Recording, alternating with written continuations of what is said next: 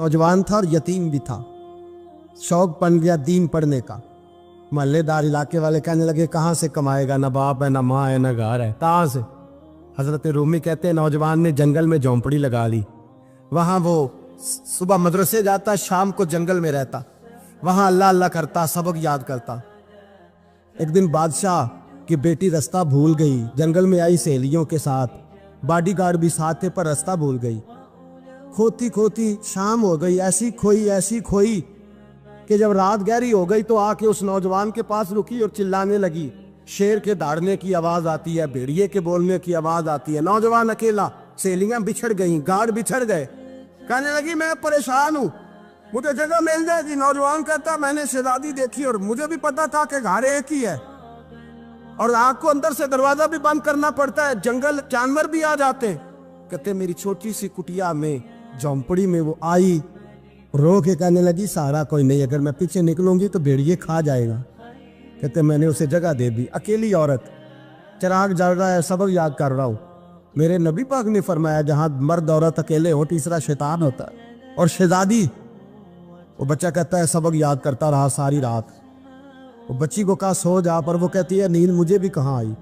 ऐसे मौकों पर नींद, सारी रात सबक याद करता। थोड़ी थोड़ी देर के बाद चिराग जलता तो उस पर उंगली रखता, हाथ जलता तो पीछे खींचने, फिर दूसरी उंगली रखता, थोड़ी देर के बाद जलता तो खींचने, हाथ सारा जल गया।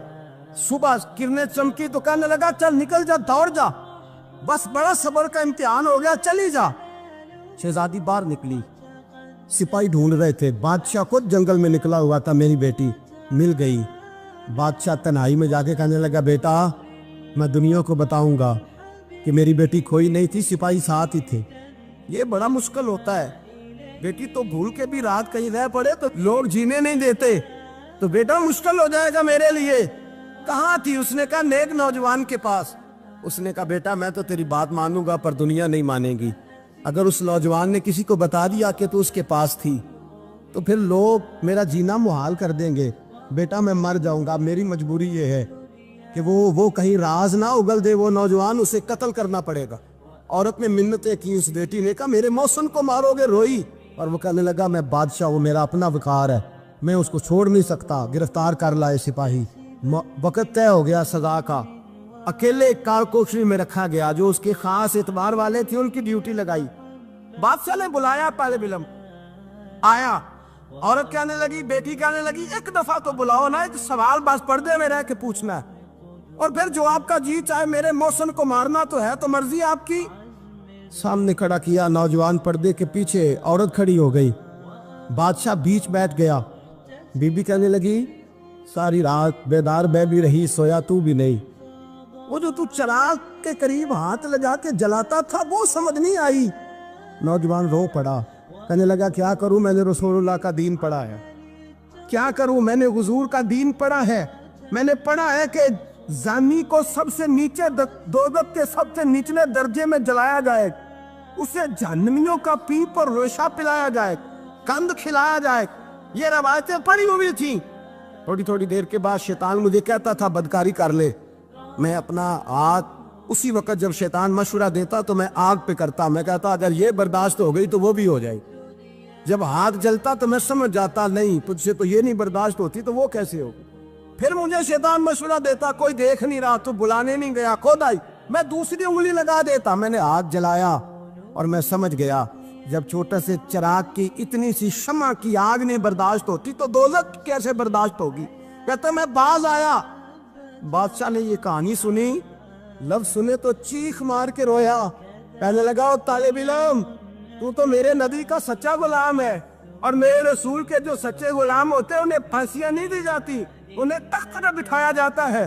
अब तुझे सजा नहीं होगी बल्कि मैं अपनी बेटी का निकाह तेरे साथ करूंगा और मेरे बाद इस सल्तनत का बादशाह भी तू ही बनेगा। अब वो नौजवान वहां नारे लगा रहा है, कहता लोगों तुम मुझे कहते थे दीन से क्या मिलता है, दीन से तो अल्लाह तख्त व ताज भी अता फरमा देता है। अगर नौजवान शर्मो हया वाले बन के रहे अल्लाह सारी इज्जतें दे देगा। देखे ना अल्लाह के फजल से इज्जत मिलती है और जब कोई इज्जतदारों जैसा काम ही ना करे। एक बात और अर्ज करनी है पर वक्त थोड़ा रह गया। जवानों मैं ना जब कभी परेशान होता हूँ ना तो मैं ये वाली बात खोल के पढ़ता हूँ वाला, ये बात ढारस बनाती है। ढारस توانائی دیتی ہے, پورا مضمون باندھا ہے. اعلیٰ حضرت کہتے ہیں بہروپیہ تھا, مداری, روپ بدل بدل کے دکھایا کرتا تھا, بادشاہوں سے انعام لیتا تھا. ایک دن اورنگزیب عالمگیر کے پاس آ گیا, کہنے لگا میں روپ بدلوں گا, اگر آپ پہچان نہ سکے تو میں انعام لوں گا. آپ نے فرمایا میں کوئی ایسے ویسا بادشاہ نہیں, کہا مجھے دھوکہ دینا مشکل ہے. کہا نہیں میں روپ بدلوں گا. حضرت اورنگزیب عالمگیر بڑے نیک بادشاہ گزرے, بڑے پرہیزگار. وہ بہروپیہ کہنے لگا میں روپ بدلوں گا, آپ نہیں پہچان سکیں گے. فرمایا چل جتنا تیرے اندر زور ہے لگا لے. حضرت نے اعلان کیا کہ میں نے فوجی بھرتی کر دیں, 2 ماہ کے بعد ٹیسٹ ہوگا. وہ 2 مہینے دوڑتا رہا, رنگ روپ بناتا رہا, آیا ٹیسٹ دینے, 2-3 سپاہیوں کا امتحان لیا. اس کی باری آئی تو 10 روپے دیے, کہنے لگے تیرے آنے جانے کا کرایہ میں نے تجھے پہچان لیا ہے. کچھ دنوں کے بعد جانے لگے سفر پر, تو بھکاری آ گئے خیرات مانگنے. اس نے بھی سارے منہ پر سیاہی مال لی, کپڑے پھاڑ لیے, سر کے بال مڈا لیے, پگے تک کٹا لی, بدرنگ ہو کے آیا. کاسا آگے کیا تو حضرت نے 10 روپے ڈالے, کہنے لگے تیرے آنے جانے کا کرایہ میں نے پہچان لیا ہے. کچھ دن گزرے تو ٹیچر کی ضرورت تھی. اس نے مونچھیں بڑی کر لی, داڑھی نکلی لگا لی, سر پہ جنا کیپ پہن لی, ایک شیروانی لے لی اور ہاتھ میں چھڑی پکڑ کے آیا. کہنے لگا میں استاد ہوں, 2-4 بندوں کا امتحان لیا. اس کی باری آئی تو 5 روپے دیے, 10 روپے دیے, کہا تیرا کرایہ میں نے پہچان لیا. 2 سال گزر گئے. وہ جب بھی آتا حضرت پہچان لیتے. ایک دن سفر پہ جا رہے تھے, بہت بڑا لشکر تھا, جہاد کرنے جا رہے تھے اورنگزیب عالمگیر. تو دیکھا ایک پہاڑی ہے, پہاڑی پہ لوگ جا بھی رہے ہیں آ بھی رہے. اورنگزیب عالمگیر پوچھنے لگے یہاں کیا ہے؟ کہنے لگے بابا جی بیٹھے ہیں دعا کرتے ہیں, اللہ کے نیک بندے ہیں. اورنگزیب کہنے لگے یار پرانے لوگ سارے ہی اللہ والوں کو مانتے, یہ بھی مصیبت آئی ہے جتنی نہیں آئی ہے, سارے لوگ ہی مانتے. کہنے لگے ذرا میں دعا نہ کرا لوں, بچے کام جا رہا ہوں. اورنگزیب بادشاہ تھے, بادشاہ لوگ نازک مزاج ہوتے ہیں. گھوڑے سے اترے, بڑی مشکل سے پہاڑی پہ چڑھے, اوپر گئے تو لائن لگی ہے, بابا جی غار میں بیٹھے. کہنے لگے میں نے ملنا, میں اورنگزیب ہوں. انہوں نے کہا ہمارا بابا اس طرح کا پیر نہیں کہ امیر آئے تو رنگ اور ہو, غریب آئے تو اور ہو. یہاں اگر ملنا ہے تو لائن میں لگ جاؤ, سب ایک جیسے. اب لائن میں کھڑے ہو گئے, 50 آدمی آگے تھے, کہتے ہیں 51واں نمبر تھا. تھک گیا دھوپ میں کھڑا کھڑا. جب میں پہنچا غار کے دہانے تو میں نے بابا جی کے چہرے پہ نظر ڈالی تو بڑا نورانی چہرہ, بڑی خوبصورت لب و لہجہ. میں نے کہا میرے جیسا آدمی بھی پگڑی باندھ لے تو اچھا لگنے لگ جاتا ہے, بڑا خوبصورت انداز. کہتے ہیں میں ان کے پاس اتحیات کی حالت میں بیٹھ گیا. میں نے کہا حضور میں جا رہا ہوں جہاد کرنے, دعا کرنا. بزرگوں نے ہاتھ اٹھائے, اللہ اس کی مدد فرما, دین کو غلبہ عطا فرما, اسے دین کا سچا پکا سپاہی بنا. پھر تھپکی دی, 2-4 نصیحتیں بھی کر ڈالی. دیکھنا ظلم نہ کرنا, زیادتی نہ کرنا, جب تم جیت کر نہ کرنا, غرور نہ کرنا, نصیحتیں بھی کر دی. کہتے ہیں اب جب میں اٹھا تو 2-4 دینار بطور نذرانہ مسلح کے نیچے رکھے, اور الٹے قدم جب میں غار سے اترا انہوں نے رومال جھاڑا اور اٹھ کے کھڑے ہو گئے. کہنے لگے آج نہیں تو نے پہچانا, آج نہیں تو نے پہچانا, میرا انعام بنتا ہے, آج نہیں پہچانا, لا پیسے. اورنگزیب کہنے لگا یار تو نے حد کر دی, کہاں چڑھا کہاں کھڑا رہا, دھوپ میں تھک گیا, کمال کر دی بھائی تو نے. پتا تو کیا لے گا, اب تو جلدی بتا, وہ کتنے لوگ پیچھے دھوپ میں کھڑے ہیں, لشکر سارا کھڑا ہے, کیا لے گا؟ اس نے کہا سب سے قیمتی ہیرے وہ ہے جو تیرے سر کے تاج میں لگے ہوئے, مجھے تیرا تاج چاہیے. او بھائیو سننا اور یاد رکھنا, میرے اعلیٰ حضرت کہتے ہیں بادشاہ نے سر کے اوپر سے تاج اتارا, بہروپیے کے قدموں میں رکھا اور کہنے لگے یہ لے, اور یہ تو تیرا مانگنے پر میں نے دیا ہے نا, میں واپس آتا ہوں تو آنا میں اپنی مرضی سے بھی تجھے دوں گا. تو نے اورنگزیب جیسے بندے کو دھوکہ دیا, آنا میں اس وقت بھی دوں گا. وہ دے کر بس بات ختم ہو گئی, حد ہو گئی. دے کر کہتے ہیں جب میں پلٹا نا واپس, بہروپیے نے آواز دی بادشاہ ٹھہر جا. تو میں نے پلٹ کے دیکھا تو کہنے لگے یہ اپنا تاج لے جا, اٹھا اور لے جا. میں نے کہا 2 سال بیت گئے تجھے محنت کرتے, آج قابو آیا تو لے جاؤ. کہنے لگا لے جا, مسئلہ سمجھ میں آ گیا. میں نے کہا مجھے بھی تو سمجھانا. کہتے ہیں وہ پھوٹ پھوٹ کے رویا, اس کی آنکھیں برس پڑی, سیلاب کی طرح آنسو بہہ نکلے, تڑپا اور رو کے کہنے لگا بادشاہ میں نے جھوٹ موٹ رسول اللہ کی غلامی اختیار کی تھی, جھوٹ موٹ کی داڑھی, جھوٹ موٹ کی پگڑی, جھوٹ موٹ کا فقر, میں نے جھوٹ موٹ نبی پاک کا لباس پہنا ہے, تو تیرے جیسے بادشاہوں کے تاج میرے قدموں میں آ گئے ہیں. اگر میں سچ مچ رسول اللہ کا غلام بنوں گا تو اللہ کیا کچھ عطا فرمائے، اللہ کتنی نعمتوں سے نوازے۔ میرے اعلیٰ کیا فرماتے ہیں؟ اعلیٰ حضرت فرماتے ہیں فرشتے بھی کرتے ہیں تعظیم میری۔ کون جی؟ اللہ ایسا عقیدہ بھی کم ملے گا جو بریلی کے امام کا عقیدہ ہے، ایسا بھی کم۔ کہتے ہیں فرشتے بھی کرتے ہیں تعظیم میری۔ کیوں؟ فرمانے لگے فدا ہو کے ان پر یہ عزت ملی۔ بغداد کے ایک درویش عالم تھے، تو وہ جب بھی نماز پڑھاتے نا تو کسی تاجر کی 2 بیویوں کے بارے میں دعا مانگتے۔ توجہ ہے میری بات پر؟ نماز پڑھاتے تو کہتے اللہ اس تاجر کی 2 بیویوں کو اپنی خاص رحمتیں عطا فرما۔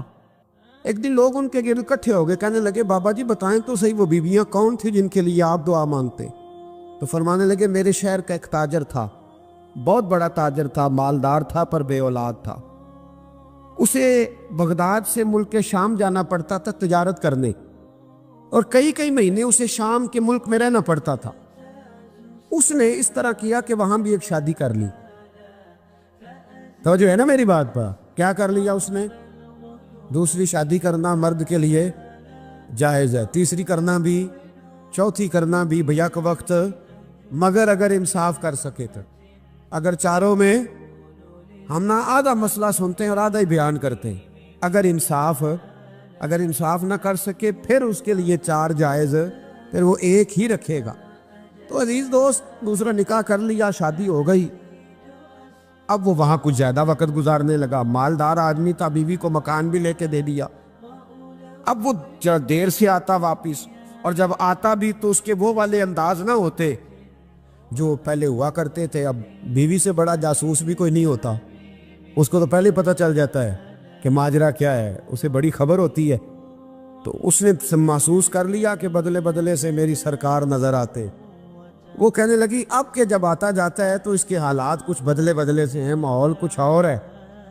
اس نے ایک بوڑھا آدمی جو اس کا عزیز بھی تھا اور سمجھدار بھی تھا اس کو تیار کیا، کہنے لگی اب کہ جب ملک کے شام جائے نا تو اس کا پیچھا کرنا اور خبر کرنا کہ کہاں رہتا ہے، کہاں جاتا ہے، کیا کرتا ہے۔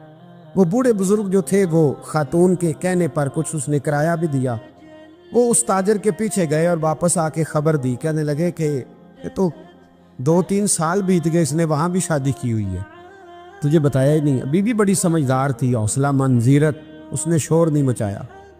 اس نے کہا کہ میں نا اب جب آئے گا نا تو طریقے سے بات کروں گی اور پوچھوں گی کہ ایسا کیوں کیا، اور یہ بھی اس نے آ کے بتایا کہ اگر تیرے ساتھ نکاح کے بعد اسے اولاد نہیں ملی تو اولاد وہاں بھی کوئی نہیں، یہ مکمل تفصیلات۔ اب جب اس دفعہ خامند آیا تو آتے ہی وہ بیمار ہو گیا، کمزور ہونے لگا۔ اب خاتون نے مناسب نہیں سمجھا کہ آتے ہی دڑام سے میں اس کے سر پر یہ بت یہ ٹھوڑ دوں کہ تو نے نکاح کیا ہوا ہے اور مجھے بتایا نہیں۔ وہ ذرا تسلی میں رہی، کچھ وہ بیمار تھا، حوصلہ رکھا، خدمت کرتی رہی۔ کچھ دن گزرے تو وہ تاجر انتقال کر گیا، فوت ہو گیا۔ اب راز کھل نہ سکا، عدت گزاری، اور جب سارا مال جمع کیا نا تو اشرفیوں کی بوریاں بھر گئی، سارا مال اس بی بی کا، 4 بوریوں میں اشرفیاں، 4۔ یہاں تو پیٹ کا دوزخ ہے، معاذ اللہ، بھرتا ہی نہیں۔ حل من مزید، حل من مزید۔ وہ جو کہتے تھے نا کہ بس باہر چلا جاؤں اور باہر میں کچھ تھوڑے سے پیسے کما کے 2-3 سال میں لوٹ آؤں گا، پھر یہاں آ کے کوئی کاروبار کروں گا، وہ گئے ہیں تو واپس نہیں آئے۔ وہ جو کہتے تھے نا بس میں نے اتنا سا کاروبار کرنا ہے کہ مکان بن جائے، انہوں نے 4 مکان بھی بنا لیے ہیں، لیکن بریک حل من مزید کی دوڑ ہے۔ اب 4 بوریاں اس عورت نے چھپائے رکھی، کوئی بندہ نہیں جانتا بغداد میں کہ ملک کے شام میں تاجر کی دوسری بیوی بھی ہے۔ جب وہ فارغ ہوئی تو اس نے اس بوڑھے جاسوس کو پھر بلایا اور 2 بوریاں اونٹ پہ رکھی، خود بھی ساتھ بیٹھی اور ملک شام گئی۔ اللہ اکبر۔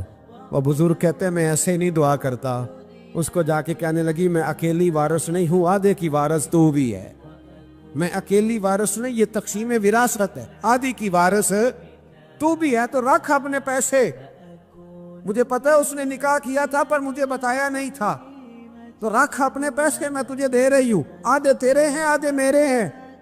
اس نے نظر اٹھائی تو رو پڑی، کہنے لگی نہیں اب یہ سارے تیرے ہی ہیں، اگر تو اللہ سے ڈرتی ہے تو میں بھی رب سے ڈرتی ہوں، اگر تو مصطفیٰ کریم کا کلمہ پڑھتی ہے تو میں بھی اسی نبی کی ماننے والی ہوں۔ کہا بات کیا ہے، میرا کیوں ہے سارا؟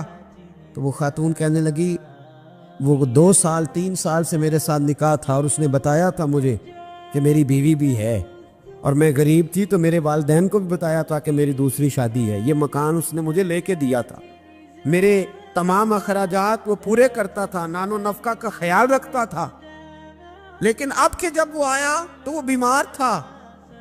اس نے مجھے بتایا کہ مجھے طبیب نے بتایا ہے کہ میں شدید بیمار ہوں، شاید بچ نہ سکوں۔ تو کہنے لگی وہ مجھے کئی لاکھ روپے بھی دے گیا اور جاتے دفعہ مجھے طلاق بھی دے گیا، فارغ کر گیا۔ کہنے لگا تو جہاں چاہے میرے بعد نکاح کر سکتی ہے، اور کہنے لگا میں چاہتا تھا پہلی بیوی کو بتا دوں، موقع نہیں بنا اور اس کا دل نہ ٹوٹے، بتا نہیں پایا، لہذا وہ مجھے ڈھیر سارے پیسے دے چکا ہے، سارا میرا حصہ مجھے پہلے سے دے چکا ہے۔ میری بہن اب یہ 4 بوریوں میں سے 2 میری نہیں بلکہ 4 کی 4 ہی تیری ہے، تو ہی اس کی حقدار ہے۔ تو بزرگ کہتے ہیں مجھے بتاؤ جن کے اندر اس قسم کے تقوی کی جھلک ہو ان کے لیے ہر نماز کے بعد دعا مانگنی چاہیے کہ نہیں مانگنی چاہیے؟ حضرت عمر کے زمانے میں ایک نوجوان تھا، نیک تھا، مسجد جایا کرتا تھا رات کو۔ تو مسجد جا رہا تھا تو رستے میں ایک عورت نے دعوت گناہ دی، ابن عساکر نے اس کو لکھا ہے۔ تو نوجوان تھا، خواہشات تھی، کچھ طبیعت مائل ہو گئی، ابھی ادھر جا ہی رہا تھا کہ کسی نے آیت پڑھ دی والی من خاف مقام ربی جنتان، جو رب کے سامنے کھڑے ہونے سے ڈرے گا اللہ 2 جنتیں دے گا۔ واقعی ڈر گیا، وہ واقعی ڈر گیا، اتنا ڈرا کہ بے ہوش ہو کے گر پڑا۔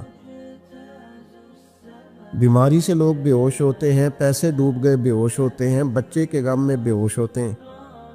سچ بتاؤ کبھی خوف خدا سے بھی بے ہوش ہوتا کوئی دیکھا ہے؟ ہمارے ہاں تو روز مرہ ہی نہیں ہے بھائی، اور بڑی باتیں ہیں بے ہوش ہونے کی، ڈرنے کی، غش کھانے کی۔ بے ہوش ہو کے گر پڑا، بوڑھے باپ کو کسی نے بتایا بچہ بے ہوش پڑا ہے، اٹھا کے گھر لائے، گھر لا کے کہا بیٹا کیا ہوا؟ نوجوان ہے، چڑھتی جوانی ہے پر پاکیزہ بڑی ہے۔ کہنے لگا ابا جی گناہ کی طرف چلا گیا تھا پر میں نے آیت سن لی جو اللہ کے سامنے کھڑے ہونے سے ڈرے گا رب 2 جنتیں دے گا، میں ڈر گیا تھا، رب واقعی 2 جنتیں دے گا۔ باپ رو پڑے، ابا جی کی آنکھوں میں آنسو آئے اور کہا پتر اللہ بڑا مہربان ہے، اس کے وعدے سچے ہیں، واقعی 2 جنتیں دے گا۔ اس نے پھر ایک چیخ ماری اور اس طرح کی ماری کہ اس کی روح ہی پرواز کر گئی، روح ہی پرواز کر۔ کشتگان خنجر تسلیم را، عشق کی خنجر سے قتل ہو گئے لوگ۔ صبح حضرت عمر کو پتہ چلا کہ انہوں نے تو رات جنازہ بھی پڑھ دیا، تدفین بھی کر دی۔ جناب عمر فرمانے لگے اتنا نیک نوجوان خوف خدا سے دنیا سے چلا گیا، مجھے کیوں نہیں بلایا میں جنازہ پڑھتا؟ فاروق اعظم فرما رہے ہیں میرا شوق تھا میں اس کا جنازہ پڑھتا۔ کہ حضور